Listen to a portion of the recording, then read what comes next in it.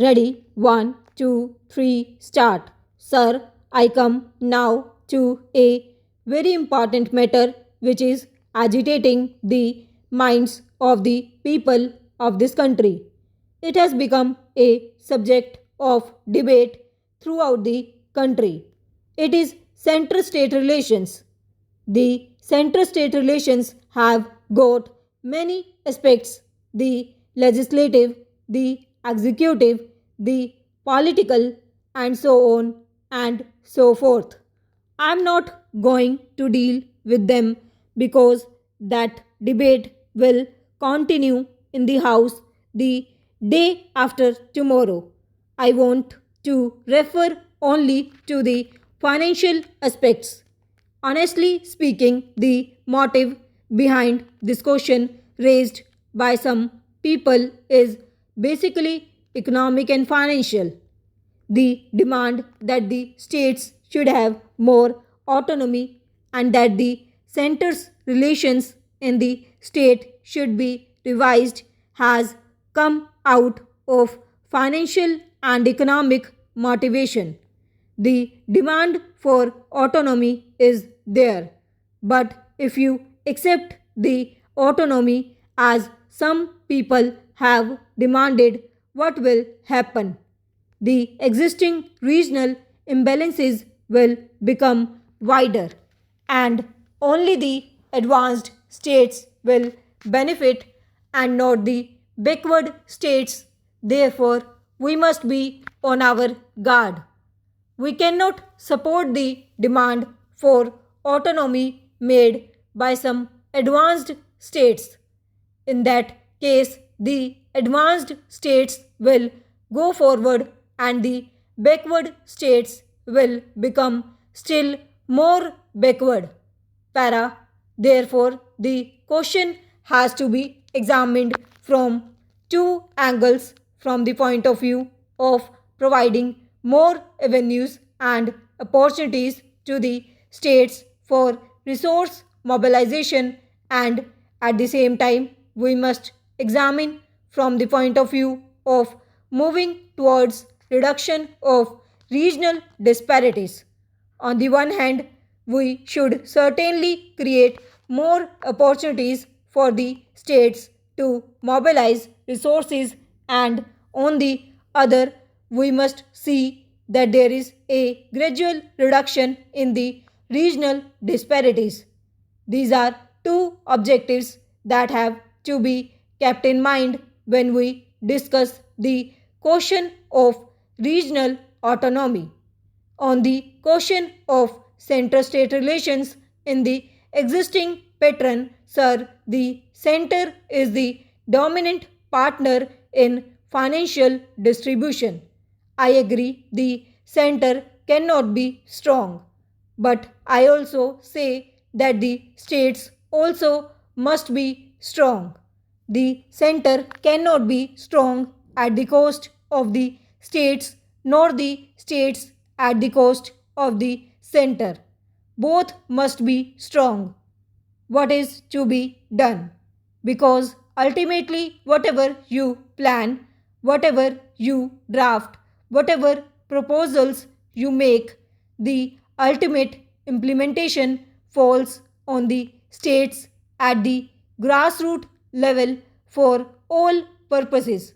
Para. Sir, the seventh schedule should be revised in order to provide more avenues and opportunities to the states for resource mobilization. Article 268 and Article 269 of the Constitution refer to taxes and duties which accrue to the states. But why two different articles, and why not one article based on the principle of equitable distribution among the states with the objective of reducing regional disparities?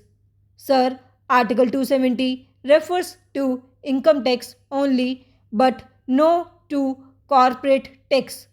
But in my view, corporate tax is also income tax, and therefore, why should not corporate tax be brought under the divisible pool as income tax has been brought.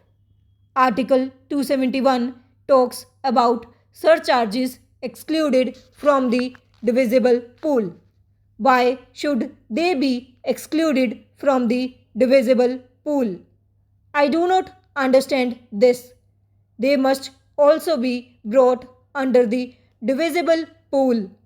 Sir, Article 272 talks of excise duty to be shared between the center and the states. The sharing is permissible and not compulsory. Why is it a permissible sharing and why is it not a compulsory sharing like the income tax? Para. Sir, Article 275 refers to grants in aid to the states out of the consolidated fund of the Union. Article 280 talks of a finance commission to decide about sharing of the two taxes and the principles of grants in aid. Article 282 refers to grants from the Union to the states for any public purpose, and Article 292 refers to loans from the center to the states.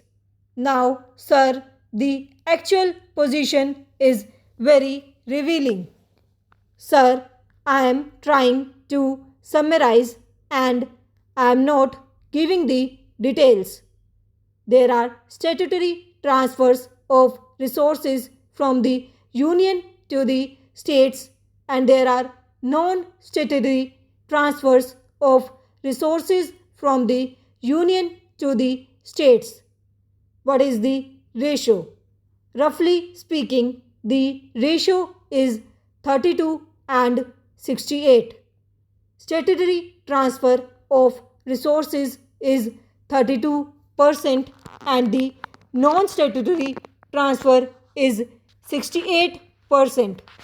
The statutory transfer is all right, but so far as non-statutory transfer of resources is concerned, it depends entirely upon the bureaucrats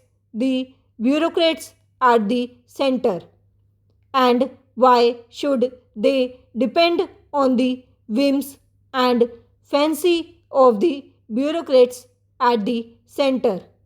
This is the vital point, and this covers revenue receipts and capital receipts altogether. Approximately the two-thirds of the total funds to be shared by states are transferred on the whims of the officials.